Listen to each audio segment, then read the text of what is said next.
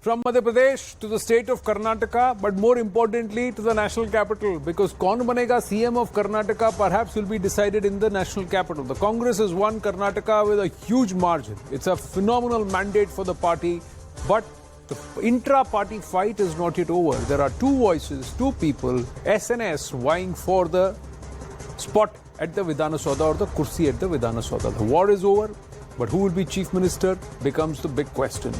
Loyalty, will loyalty be royalty, with DK Shivkumar claiming that he should be the man in the top job because he's done the job of growing the Congress in Karnataka? Or will it be the tried and tested Siddaramaiah who believes I'm the popular person, I've got the backing of majority members of the current or going to be Karnataka legislator or the MLAs? Now the Congress top brass is in a huddle trying to placate both the leaders. Now, despite arriving in the national capital today, DK Shivkumar was the first to meet the Congress chief Mallikarjun Kharge. Siddaramaiah met him later in the evening, whereas Siddaramaiah had landed yesterday. Now, while the meet with DK Shivkumar lasted for 45 minutes, Siddaramaiah's meeting with Mallikarjun Kharge lasted for nearly an hour. Now, Siddaramaiah did not want to say anything. That's what, as he was stepping out, many people were asking him, what happened, what happened, what happened? Listen in. Siddha sir, you had meeting with Mr. Kharge sir. What the people are decided? What do you want to say? Siddha sir, what do you want to say? No, I do not want to say anything.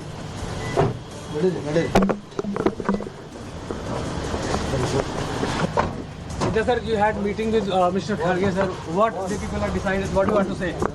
Siddha sir, what do you want to say? No, I do not want to say anything.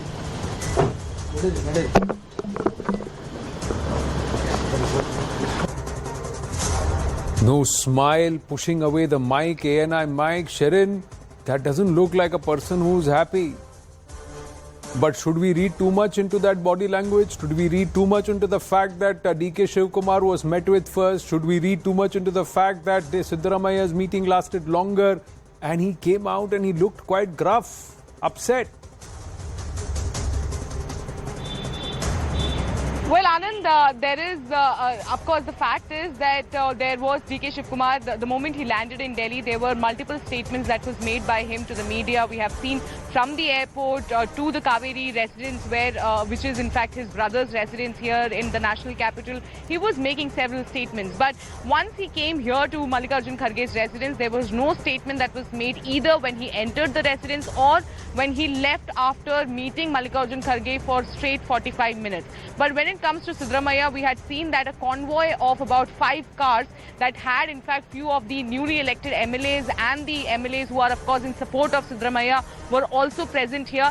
When DK Shivkumar in fact came here, he was all alone. He was just with his chauffeur and he alone came in the car, and the one-on-one meeting held here for about 45 minutes. But Siddaramaiah in fact came with a convoy of about 5 cars, and when he came, he sat here for more than 1 hour. He reached here at about 6:30.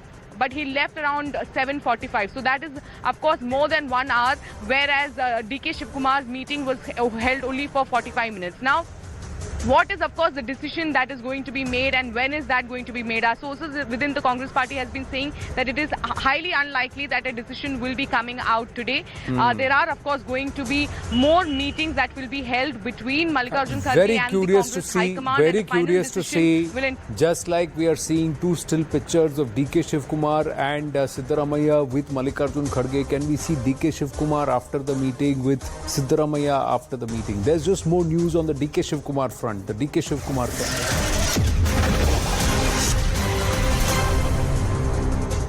Now, DK Shivkumar has told Mallikarjun Kharge, this is what sources are telling CNN News 18, if I am not given the CM-ship, I will sit as a common MLA.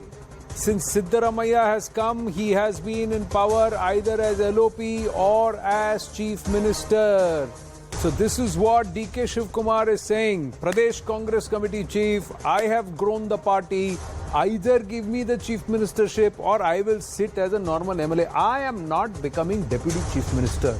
You have given so much to Siddaramaiah, LOP, Chief Minister, ever since he has come into the party, because Siddaramaiah has come in from the JDS into the Congress party. Harish Upadhyaya, Loyalty should be royalty. That line to CNN News 18, he is carrying that through. Shiv Kumar, DK Shiv Kumar. Absolutely. He's saying, I will not rebel, I will not blackmail the party. But if I'm not being given the Chief Minister chair, then I do not want anything else. I'm not thinking about any other offer. I don't want to be a Deputy Chief Minister. Neither do I want Water Resources Portfolio or Energy Department. I will just be an MLA, possibly even also indicating that he might not even want to continue as the KPCC chief. He also mentions the kind of work that he has done. He's quick to point out that Siddaramaiah has been a leader of opposition twice, Chief Minister for a full 5-year tenure, hasn't worked for the party at all. Remember, he's a late entrant to the Congress, but hasn't held any major position within the KPCC or worked on ground for the party. He's always enjoyed power is what DK's camp has conveyed, saying that he's enjoyed LOP status twice. He's been a CLP leader. He was the Chief Minister for a full 5-year tenure. What has he done for the party organization is the question that they're posing. He's also said that the party will have to consider what DK Shiv Kumar has done. He's given a whole list of things that he has done, including during COVID time, how he has ensured that there's new life within the party at a time when nobody wanted to become the biggest aspect is he went to jail. One seat. The biggest, Harish, the biggest part is he went to jail. He keeps saying that I went to jail. I didn't decamp. I didn't join the BJP. I stayed in jail. Sonia Gandhi came to meet me. I have stayed loyal to this party. Congress loyalists will be watching. Is loyalty rewarded or not? That's the peg that DK Shiv Kumar is saying. I didn't ask for anything. I worked. Siddaramaiah has got everything on a platter ever since he's come. But yes, Mr. Siddaramaiah is a larger leader. Sharon and Harish, thank you. We got more news on the Rahul Gandhi front.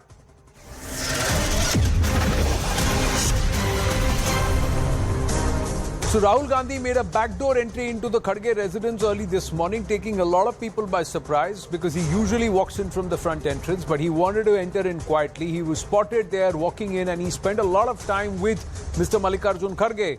Now Rahul Gandhi has asked Mr. Mallikarjun Kharge to pick the Chief Minister of Karnataka because it is his state. So no opinion on that. Mr. Kharge has to decide.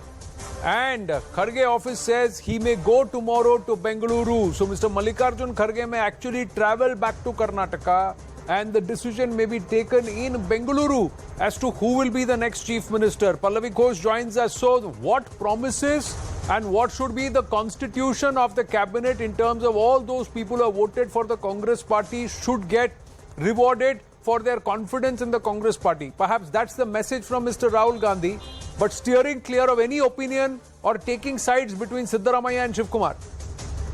Absolutely, Anand. And in fact, if you notice, both Sonia Gandhi and Priyanka Gandhi Vadra are away in Shimla. Very clearly, they want to try and send out this message and a perception that we are not actually getting involved in the formation of the government, in the sense we are not going to show any favorites, we are not going to pick any favorites, no preferences between DK Shiv Kumar, Siddaramaiah or anyone else.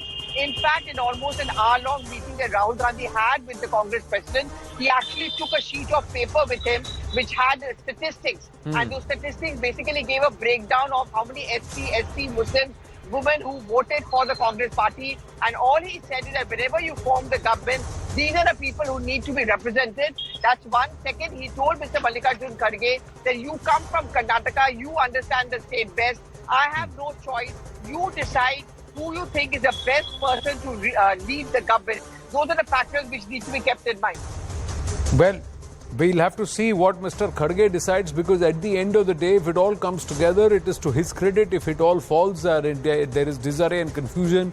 Once again, Gaj Mallikarjun Kharge ji pari giregi, but it is his state. And if he cannot decide and he cannot do what is right, clearly there is an indication from the top leadership, but they're saying you decide. Because you are the Congress president, it's your state. That's the message that's gone from Rahul Gandhi too. Now, the battle for the Chief Minister's post, what works and what doesn't work, the two top contenders. Let's try and understand this. Siddaramaiah has a mass following, is a pan-Karnataka leader. He's been a full-time, he's served a full term as Chief Minister. Now, but he came in from the JDS. He was the one who brought in a lot of the Kurba votes, the Ahinda votes, so larger following, and more MLAs are reportedly backing him. DK Shiv Kumar, sub-regional leader because he's from the Vokkaliga caste, but this time around he claims that he's made the Vokkaligas and that entire belt of Old Mysore to also move towards him and give him a band back him. He's also labored to grow the party when the party was actually struggling for existence in Karnataka. 21 Vokkalega MLAs out of 114 MLAs are backing DK Shivkumar. Got Congress about 18% of the votes. Kuruba Ahinda backs Sidhu as Chief Minister. Master strategist and a Congress troubleshooter. Plus, of course, he is the money bags. He's been the IT Minister. He's got a great year with the corporates. The corporate lobby seems to favor him. DK Shivkumar has the backing of Sonia Gandhi and Priyanka Vadra. Sitting MLAs from Siddaramaiah's earlier term are also here who are saying it should be Siddaramaiah. So it's not going to be easy for the Congress party. He's considered an outsider in the Congress who's got a lot of rewards, faces graft allegations, served jail term. Now this could be perhaps one more aspect which could be trouble. So what are the options with the Congress party? And this is what sources are telling CNN News 18. The first option is that the Congress could convince DK Shivkumar by offering him plum ministries that he had earlier sought, water resources and energy, and of course the Deputy Chief Minister's post. They are also requesting him to wait this term out, as by the next election he will be the candidate for the coveted post. Siddaramaiah, his opponent in the Chief Minister's race, had announced that this would be his last election. Option 2. The Congress High Command's second option is 50-50 power sharing ratio. Both Siddaramaiah and DK Shivkumar will be Chief Ministers for 2.5 years each to ensure both get equally rewarded for their efforts. But is this going to be acceptable? Either of these options acceptable to both of them? That's the big question. Option number 2, we are given to understand both have rejected. Now, more news coming through.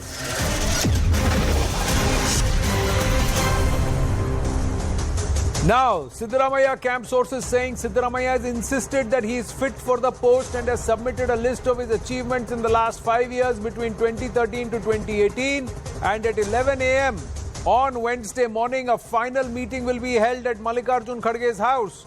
And Randeep Surjewala, KC Venugopal will also be present. Rohini is joining us now at this point. Rohini, so Siddaramaiah mounting the pressure, saying, I have the numbers, I have achieved as administrator, as Chief Minister. But is there a sense within the Congress party which says DK Shivkumar deserves his due? Loyalty of the Congress party has to be rewarded somehow.